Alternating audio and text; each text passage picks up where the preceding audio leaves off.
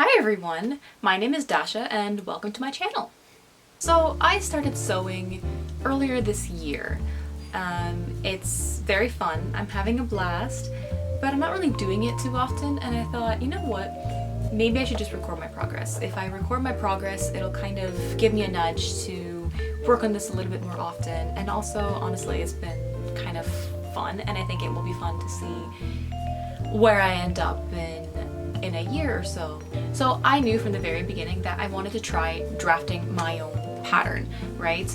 If nothing worked out, if I had too many issues, I would go ahead and pick up a pattern, you know? So yeah, I started with going online and learning how to draft a pattern for a corset.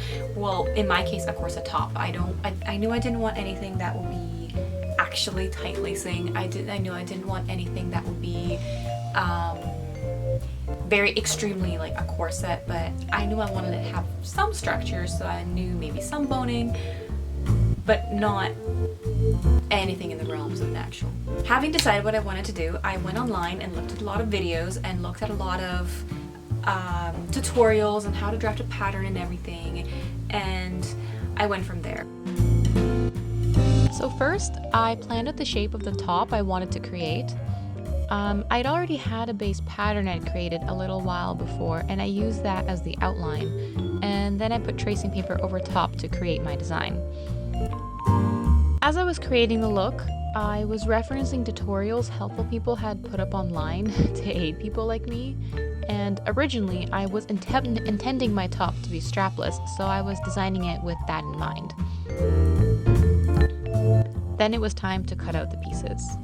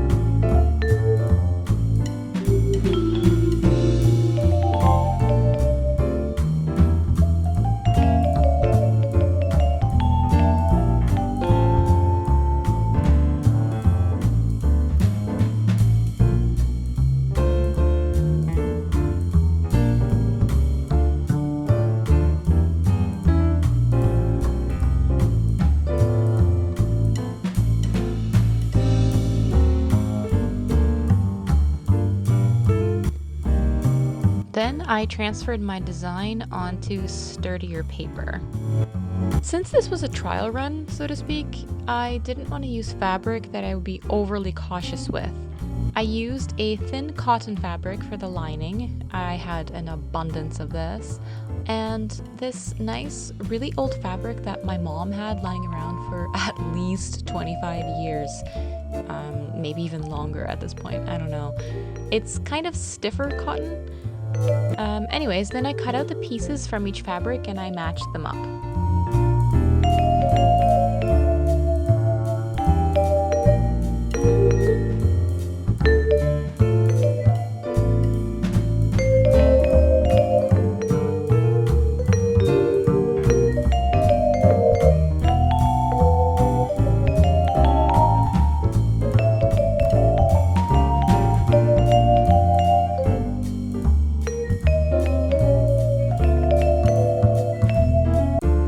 Then came the fun part.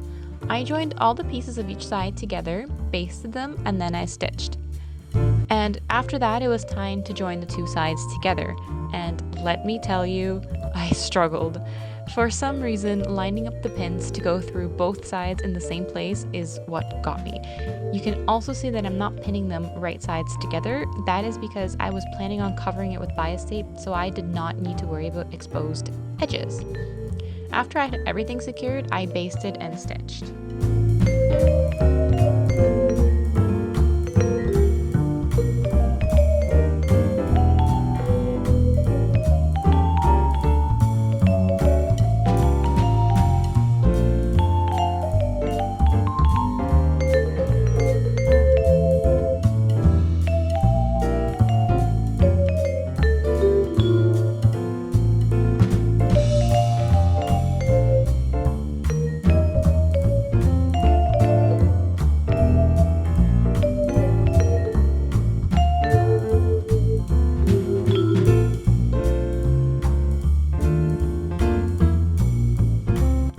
Now it was time for the boning channels. I had to do them before the bias tape or anything else. I had to do them right at this point. I admit I was nervous about this and I was scared to just go ahead and do it, but hey, that's why this is a practice piece. I measured my boning pieces. I got them at my local fabric store. If anyone's wondering, they're just your typical plastic boning.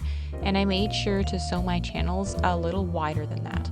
In some places, I got a little too narrow, so I had to redo those parts.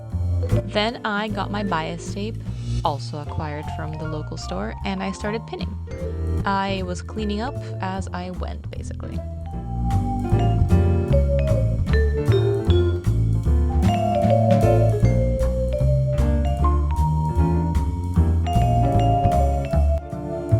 After stitching it on, I cut off the excess fabric.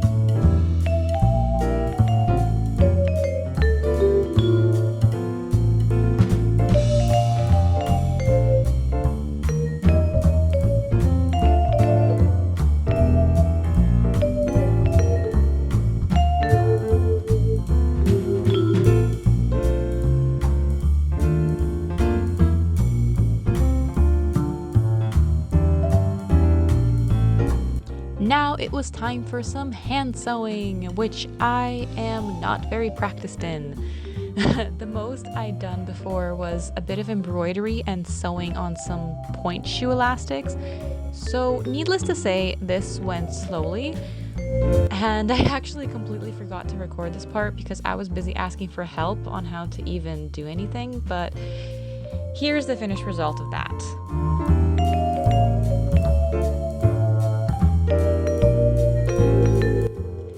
Now I started to measure out what length of boning I would need and cutting them up. I made them shorter in length than my top because that is what I saw suggested everywhere, and then of course I trimmed the edges. I have to say though that even with the trimmed edges, I felt they were still too sharp. I'm not sure how I can avoid this next time and how to do better.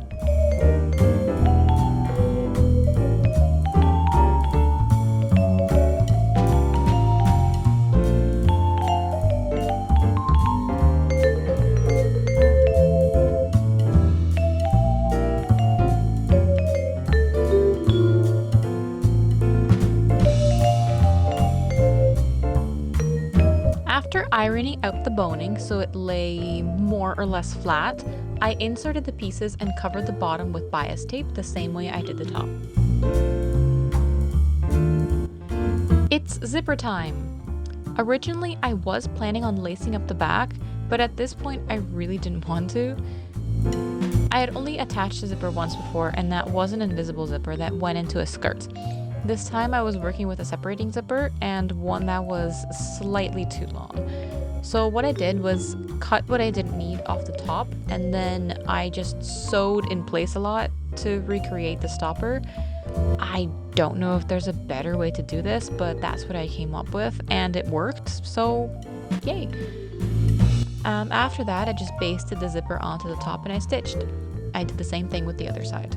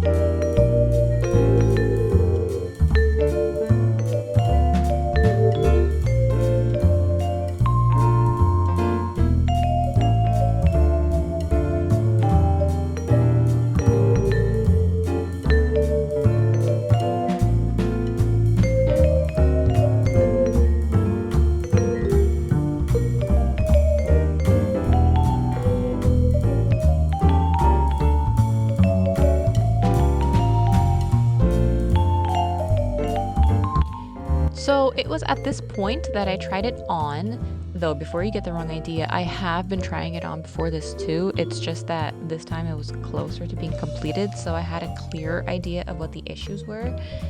And I thought that the strapless look wasn't really working. So I made some last minute changes and I decided to make straps. FYI, I don't think changing a fundamental part was a good idea, but also it was necessary, so here we are.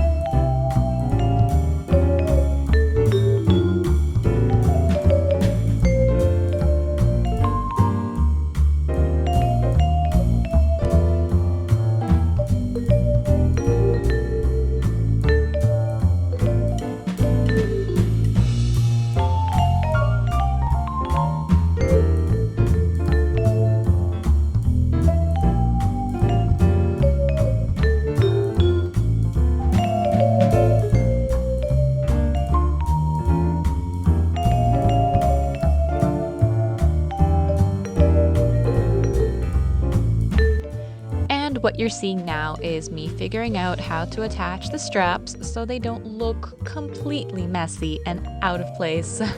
I couldn't insert them between the fabric because everything had already been closed, so I was left with just trying to be as neat as possible. After pinning and basting, I just hand sewed them on. It seemed simpler.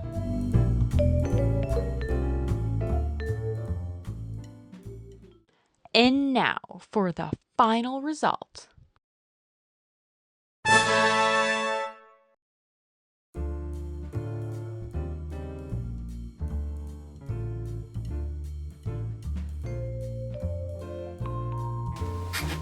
So there it is.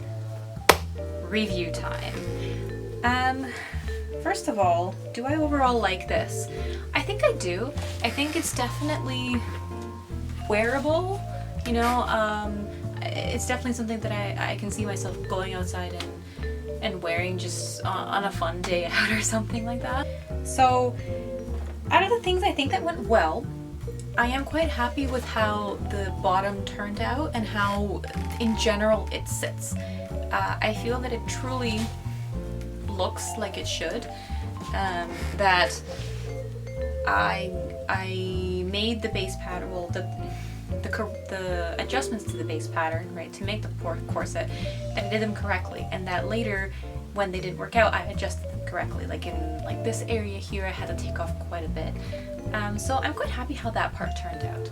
I think that it's quite obvious that the straps were not supposed to be here originally, however, and I am disappointed about that because, like, imagine this without the straps. Kind of, it's a completely different. Just imagine this without the straps for a second, right? Like, imagine. You don't see it, right? It's a completely different look, right? It looks completely different. Some other things, of course. The back has a zipper, as you see, instead of the grommets that I was originally going to put in, and it was going to be laced up. Overall, I think I am happy with this. There's still some puckering that I have issues with, right? Which, again, none of this is unexpected. And I'm trying not to be too hard on myself because at the end of the day, I'm proud of what I've done.